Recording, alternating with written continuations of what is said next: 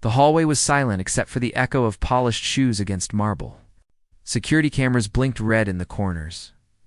No one expected what was about to happen. In less than 3 minutes, a single moment of rage would send shockwaves through one of the most powerful families in the world. It started with a phone call that morning. Camilla had received news that made her hands tremble as she set down her teacup. Her son Tom had been caught in another scandal. This time, the tabloids had photos. Photos that could ruin everything she had carefully built over the years. The headlines were already being written. She could feel the walls closing in. By noon, Tom was summoned to the estate. He arrived with his jaw clenched and his eyes dark with anger. He had been drinking. Not heavily, but enough that his words came sharper than usual. Enough that the filter between his thoughts and his mouth had worn thin. He was tired of being controlled.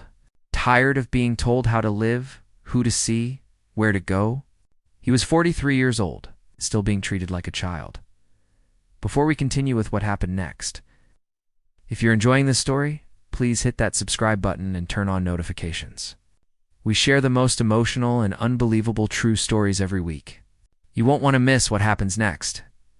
Tom was escorted to a private sitting room on the second floor. The kind of room where difficult conversations happened behind closed doors. Camilla was already there, standing by the window with her back to the door. She didn't turn when he entered.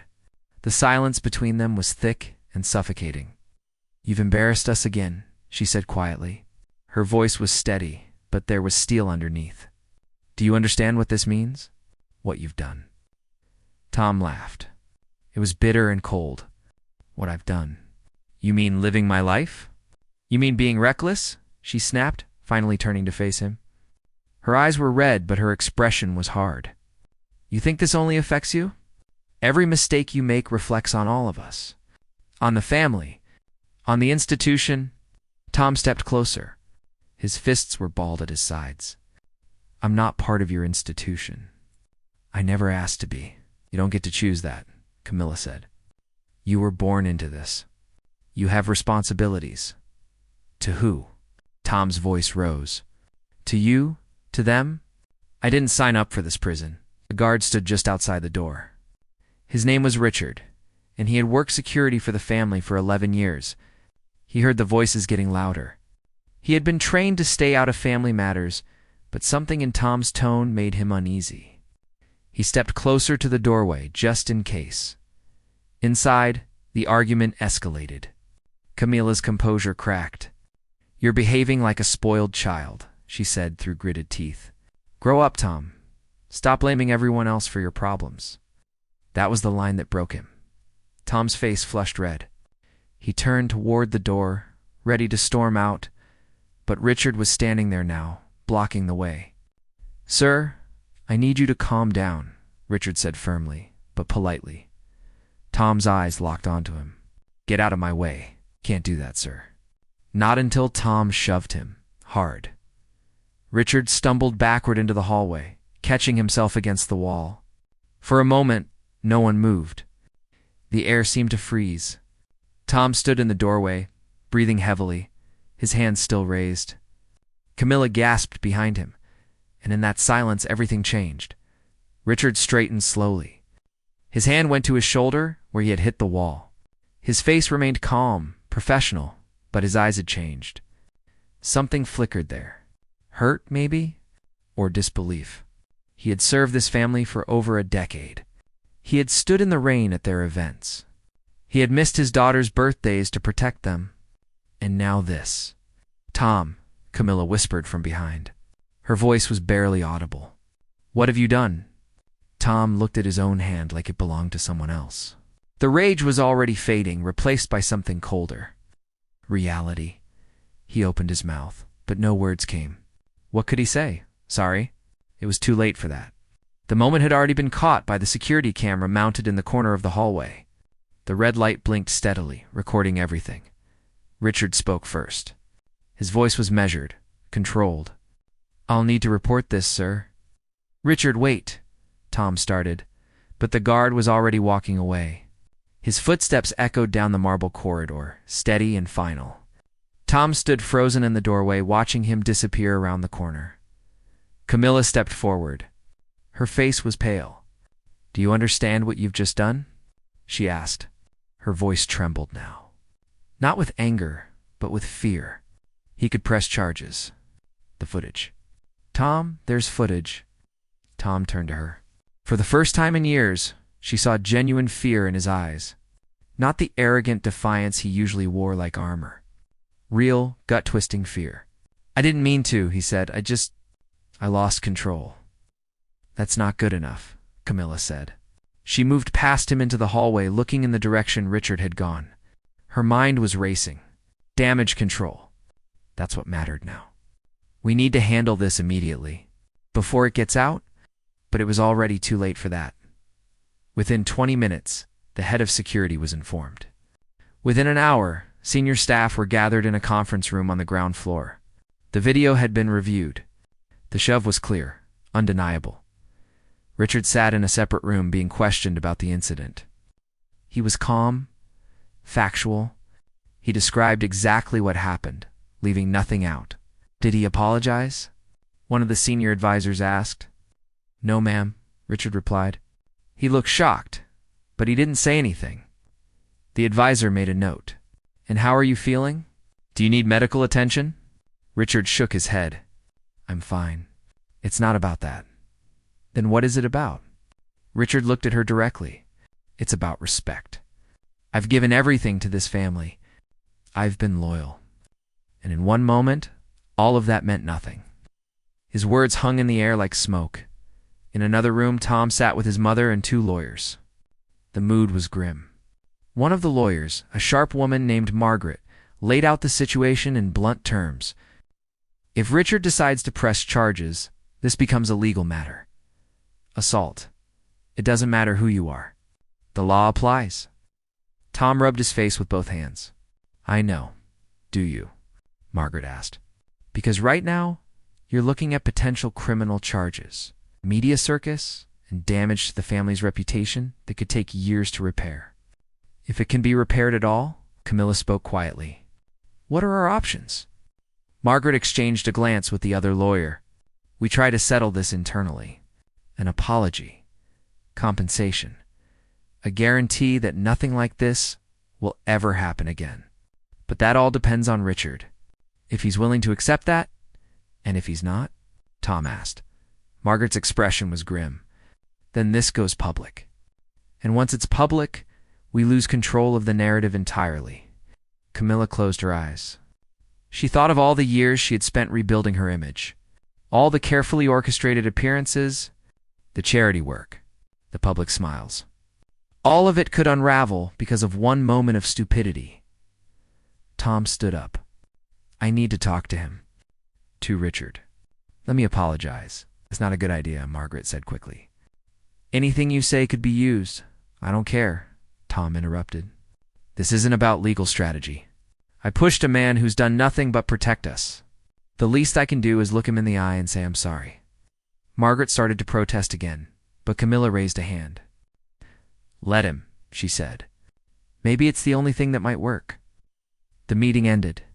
Arrangements were made. Richard agreed to meet with Tom privately. No lawyers. No cameras. Just the two of them. It was scheduled for the following morning. That night, Tom didn't sleep. He sat in his room, staring at the ceiling, replaying the moment over and over. The look on Richard's face, the sound of him hitting the wall, the silence that followed, and he wondered if sorry would ever be enough.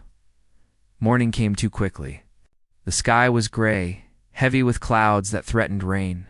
Tom stood outside the small meeting room on the east wing of the estate. His palms were sweating. He had faced boardrooms full of executives, hostile journalists, even angry crowds. But this felt different.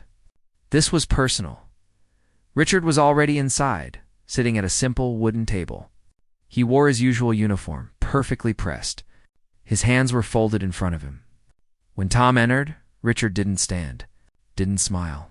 Just watched him with those steady, unreadable eyes. "Thank you for agreeing to meet," Tom said. His voice sounded hollow even to himself. Richard nodded once but said nothing. Tom sat down across from him. The silence stretched between them like a canyon. Finally, Tom spoke. I'm sorry. I know that doesn't fix anything. I know words aren't enough. But I need you to know that what I did was unforgivable. You didn't deserve that. Richard's expression didn't change. No, I didn't. Tom flinched at the bluntness. He deserved that. I was angry. Not at you. At everything. At my life, my family, the situation. But that's not an excuse. I took it out on someone who was just doing his job. Someone who's been nothing but loyal to us. Loyal, Richard repeated softly. He looked down at his hands. I've been loyal for 11 years. I've stood outside in freezing rain. I've worked Christmas, birthdays, anniversaries. I've protected your family like they were my own. He looked up again. And it took one bad day for you to forget all of that? The words hit Tom like a fist to the chest. You're right, he whispered. Richard leaned forward slightly. Do you know what hurts most? It's not the shove. It's what it represents. In that moment, I wasn't Richard. I wasn't a person. I was just an obstacle. Something in your way. Tom felt his throat tighten. He blinked hard, fighting back the emotion threatening to spill over. I'm sorry, he said again, his voice cracking. I don't know what else to say. I was wrong. Completely, utterly wrong. Richard studied him for a long moment. Then he sighed. I believe you're sorry. I do. But sorry doesn't change what happened. What do you want from me? Tom asked. Tell me. Anything. Richard was quiet. He looked toward the window, watching the clouds move across the sky. I want you to understand something, he finally said. People like me, we're invisible most of the time. We do our jobs quietly. We don't ask for recognition. But we're still people. We have families, feelings, dignity. We deserve respect. Not because of our position, but because we're human. I know that now, Tom said. I should have known it before. Richard turned back to him. Here's what I need from you. I need to know this will never happen again. Not to me, not to anyone. I need to know that you understand the weight of your actions. And I need to see that change reflected in how you treat people. Not just today, because you're scared of the consequences, but every day. Tom nodded. I promise you. I swear it. Promises are easy, Richard said. Keeping them is what matters. The meeting ended shortly after. Richard stood, gave a small nod, and left the room. Tom sat alone for a long time, staring at the empty chair across from him. The conversation played over and over in his mind. He had expected anger, maybe even shouting, but Richard's quiet dignity had been worse somehow. It had forced Tom to really see what he had done, to see the person he had hurt. When Tom finally emerged, Camilla was waiting in the hallway. How did it go? She asked. He's a better man than I am, Tom said quietly. Camilla didn't argue. Later that afternoon, a decision was made. Richard agreed not to press charges or go public with the incident. In return, he received a formal written apology, financial compensation, and a guarantee of continued employment with added benefits. But more than that, Tom made a personal commitment. He would attend anger management counseling. He would work with a therapist to address the issues that had led to that moment. And he would volunteer his time to work with veterans and first responders, to better understand the lives of people who served others. The incident was contained. The footage was secured. Only a handful of people knew what had really happened that day. To the outside world, nothing had changed. The family continued with their public duties. Smiles for the cameras. Waves for the crowds. But inside the walls of the estate, everything was different. Tom kept his promise. He attended every counseling session. He showed up for the volunteer work, even when it was uncomfortable, even when it meant facing people who had every reason to judge him. He learned to listen, to see people as individuals rather than roles or obstacles. And slowly, something shifted, not just in how others saw him, but in how he saw himself. Richard continued his work with the family. He remained professional, courteous, efficient. But the relationship between him and Tom had changed. There was a respect there now that hadn't existed before. An understanding. They weren't friends, exactly. But there was a mutual recognition of something that had been earned through pain. Months passed. The incident faded into memory, but its impact lingered like a scar, reminder of how quickly things could fall apart. Then came the leak. It was a Wednesday morning in late autumn when Margaret called Camilla with news that made her blood run cold. A tabloid had gotten wind of the story. Not the full details, but enough. Enough to run with a headline. Enough to ask dangerous questions. How? Camilla asked, gripping the phone so tightly her knuckles turned white. We had agreements. We had guarantees. Someone talked, Margaret said grimly. We don't know who yet, but the paper is running the story tomorrow unless we give them a statement. Camilla closed her eyes. All the careful work, all the control, gone in an instant. What do they know exactly? Margaret's voice was measured, clinical. They know there was an altercation between Tom and a security guard. They know it was physical. They have unnamed sources claiming it was caught on camera. What they don't have is the footage itself or Richard's name. Yet Camilla added. Yet Margaret confirmed. An emergency meeting was called. Tom, Camilla, Margaret, the head of communications, and 2 other senior advisors gathered in the secure conference room. The mood was tense, almost suffocating. Everyone knew what was at stake. We have 3 options, the communications director said, laying out papers on the table. 1, we deny everything. Say it's a fabricated story with no basis in fact. The risk is that if they find real proof, we look like liars and it becomes an even bigger scandal. Option 2? Camilla asked. We confirm a minor incident occurred, downplay it significantly, and move on quickly. Spin it as a misunderstanding that was resolved internally. The risk here is that people will dig deeper looking for what we're hiding. Tom spoke for the first time. In option 3, the communications director hesitated. We get ahead of it completely.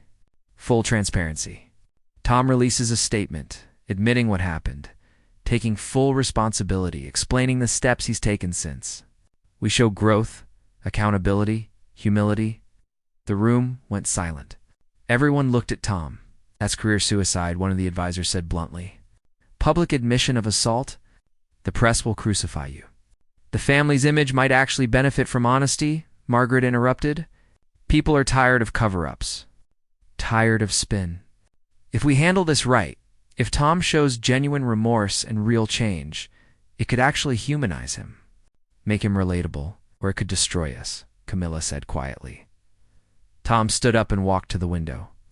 Outside, the gardens were perfectly manicured, every hedge trimmed to precision. Everything in its place. Everything controlled.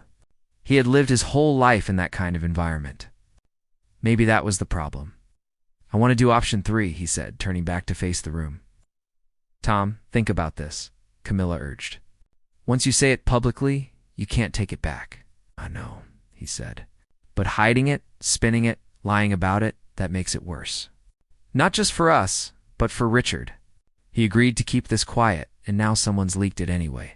He's going to be dragged into this, whether we like it or not. The least I can do is tell the truth. Camilla studied her son's face. She saw something there she hadn't seen in years. Resolve. Not the stubborn defiance of a child, but the quiet determination of someone who had finally understood something important. Are you sure?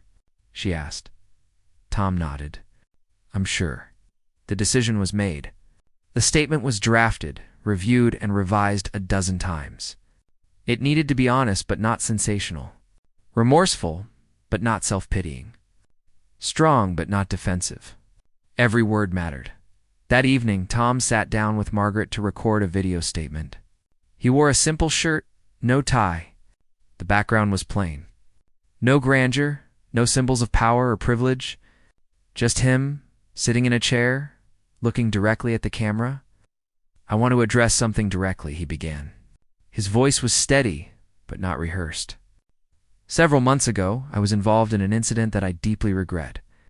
During a heated family argument, I physically pushed a security guard who was simply doing his job. There's no excuse for my behavior. I was angry, out of control, and I took that out on someone who didn't deserve it. He paused, taking a breath. This person has served my family with loyalty and professionalism for many years. He deserved respect, and I failed to give him that.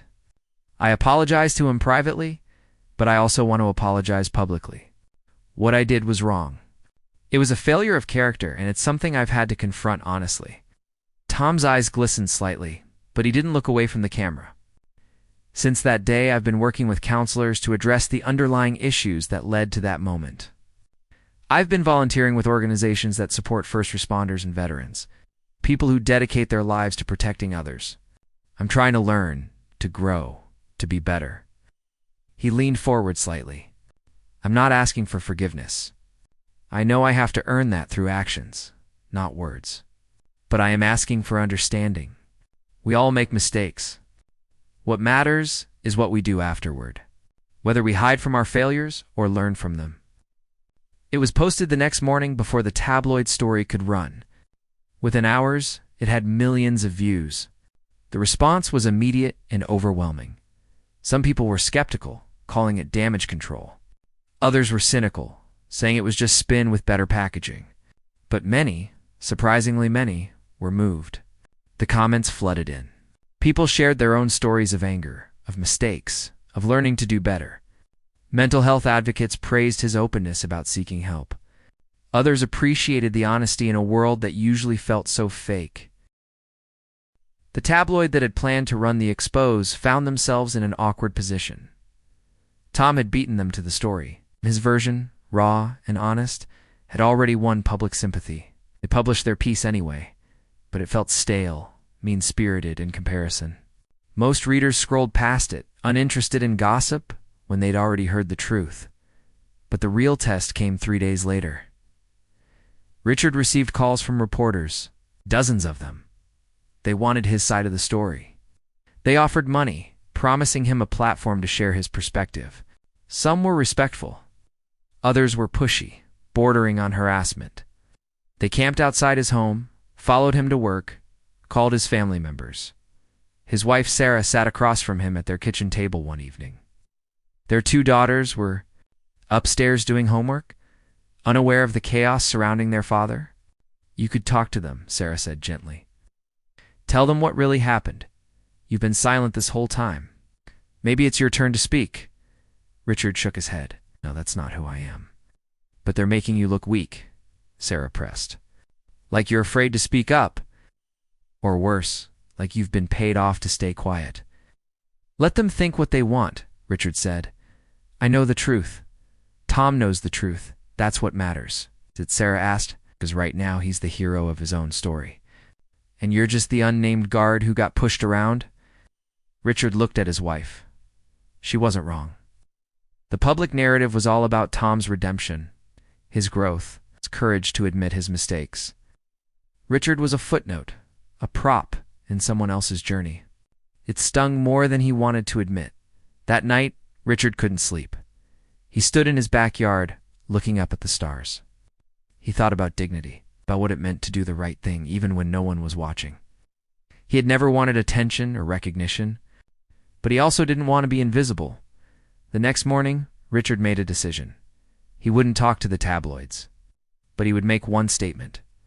Through the family's official channels, with no payment, no sensationalism, just a few words from his perspective. The statement was released that afternoon. I appreciate Mr. Tom's apology and his commitment to personal growth.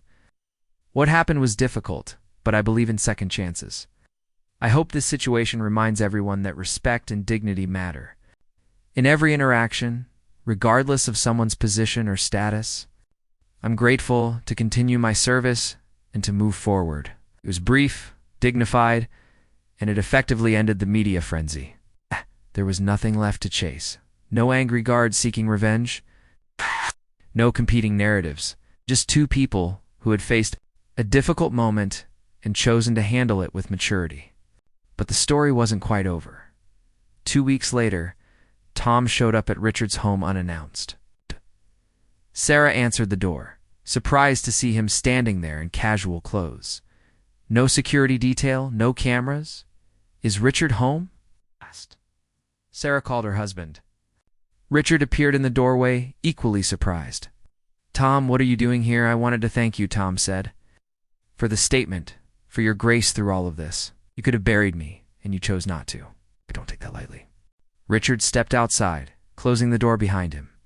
The two men stood on the front porch. The afternoon sun was warm, the street quiet. "I didn't do it for you," Richard said honestly. "Did it because it was the right thing to do." "I know," Tom replied.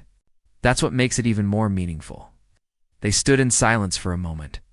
Then Tom reached into his jacket and pulled out an envelope. "This isn't payment or hush money or anything like that," he said quickly. "It's something else." Richard opened it cautiously. Inside was a letter of recommendation, written on official letterhead. It was glowing, detailed, praising Richard's professionalism, integrity, and character.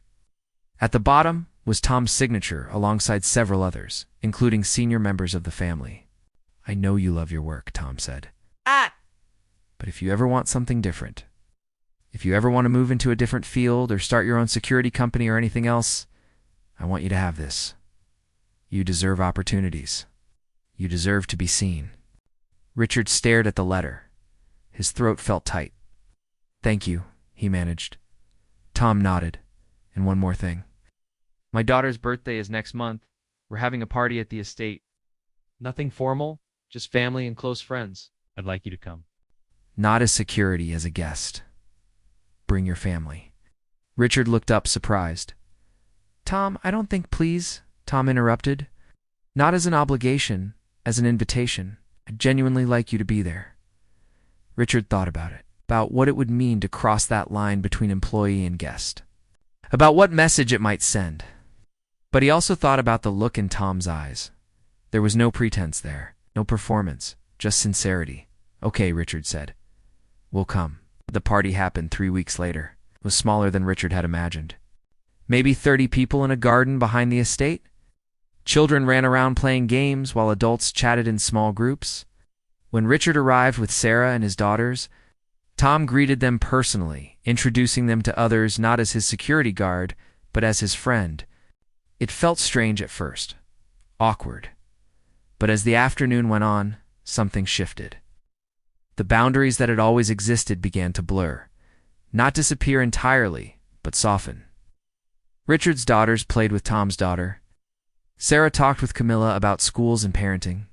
And Richard found himself in a conversation with Tom about books. Of all things, at one point, Camilla pulled Richard aside. "Thank you," she said quietly, "for giving my son a chance to be better.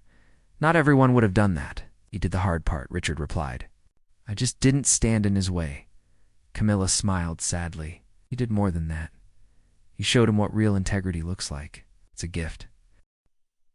As the sun began to set, casting golden light across the garden, Richard stood watching his daughters laugh with the other children. Sarah came up beside him, slipping her hand into his. "This is surreal," she whispered. "I know," Richard replied. "Do you think it's real?" she asked. "The change? Or is it just for show?" Richard considered the question. He watched Tom across the garden, crouched down talking to a small child who had scraped her knee. There was no one watching. No cameras. No audience. Just a man being kind because that's who he was trying to be. "I think it's real," Richard said finally. "I think people can change when they truly want to. When they're willing to do the work." 6 months had passed since that day in the hallway. Half a year since a moment of anger had threatened to destroy everything. The incident had become a turning point, not just for Tom, but for everyone involved. It had forced difficult conversations about power, respect, and accountability. It had challenged assumptions about who deserved dignity and who did. Tom continued his counseling. He continued his volunteer work, but more importantly, he continued to show up differently in the world. He learned people's names. He asked about their families. He listened more than he spoke. The changes were small, individual moments that might seem insignificant to outsiders. But to the people who worked around him every day, the shift was profound. Richard remained with the family security team, but the dynamic had changed. There was a mutual respect now that went beyond professional courtesy. Tom made sure the security staff had better hours, better benefits, better support. He advocated for them in ways he never had before. Not as a public gesture, but as a private commitment. The media eventually moved on to other scandals, other stories. The incident became a footnote, remembered occasionally, but no longer front-page news. Some articles praised Tom's transparency. Others remained skeptical. But the consensus seemed to be that whatever his motivations, he had at least tried to do better. And in a world filled with powerful people who never admitted fault, that meant something. 1 year after the incident, Richard was offered a promotion. Head of security for a different estate, more responsibility, better pay. It was the kind of opportunity he had worked toward for years. But accepting it meant leaving his current post. Leaving the family he had protected for over a decade. He discussed it with Tom privately. They sat in the same room where Tom had apologized all those months ago. "You should take it," Tom said immediately. "You've earned it. You deserve it." "I know," Richard said, "but I want to make sure you're okay with it. That the family is okay with it." Tom smiled. "Richard, you don't need our permission to advance your career. You've given us more than enough. It's time for you to do what's best for you and your family." Richard nodded slowly. "Thank you. For everything. For the recommendation letter, for the respect, for the second chance to see you as more than just a rich kid with anger issues." Tom finished. Richard laughed. "I wasn't going to say that, but you were thinking it," Tom said, grinning. Then his expression grew serious. "I'm the one who should be thanking you. You could have ended my life as I knew it. Instead, you gave me a chance to become someone better. I won't forget that." They shook hands. It was firm, equal. Two men who had started on opposite sides of a power dynamic and had somehow found their way to mutual respect. Richard took the promotion. His last day with the family was marked with a small private ceremony. Nothing elaborate. Just a gathering of the staff and family members who wanted to say goodbye. Tom gave a short speech, thanking Richard for his years of service and his grace during difficult times. He didn't mention the incident specifically, but everyone in the room understood the subtext. Richard said goodbye to the hallways he had walked for 11 years. He said goodbye to the faces he had protected, the routines he had memorized. And he said goodbye to Tom with a handshake and a quiet promise to stay in touch. Life moved forward. Richard excelled in his new position. His family thrived. His daughters grew. Sarah was proud of the man her husband had always been, and the respect he had finally received for it. Tom continued his journey too. The counseling became less frequent, but never stopped entirely. The volunteer work became a permanent part of his life. He started a small foundation focused on supporting first responders and veterans. Using his platform to raise awareness and funds, it wasn't about redemption anymore. It was about genuine commitment. He and Richard met for coffee occasionally. At first every few months, then less frequently as their lives pulled them in different directions. But when they did meet, the conversations were real. They talked about their families, their struggles, their hopes. They had become, against all odds, friends. Not close friends, but friends nonetheless. The incident that had shaken the royal family became, in time, a story of transformation. Not a scandal that was swept under the rug, but a genuine moment of reckoning that led to real change. It was messy and uncomfortable and far from perfect. But it was honest. And in a world where power often means never having to say sorry, or privilege creates distance and dehumanization, this story became something different. It became proof that accountability was possible, that growth was possible, that even in the most rigid, controlled environments, humanity could break through. Years later, when asked about that day, Tom would say it was the worst moment of his life and also the most important. The moment he stopped making excuses and started taking responsibility. The moment he realized that his title and his status didn't define him, but his actions did. Richard, when asked about the same day, would say it was the moment he learned that dignity couldn't be taken from him, only he could give it away. And he had chosen not to. Two men. One moment. And a choice to turn a mistake into a lesson that changed everything. The red light on the security camera had blinked steadily that day, recording a shove that lasted less than 2 seconds. But the ripples of that moment extended far beyond the footage. They touched lives, changed perspectives, and proved that even in the darkest moments, there is always a choice about what comes next. The aftermath didn't just shake the royal family, it rebuilt it, one difficult conversation at a time.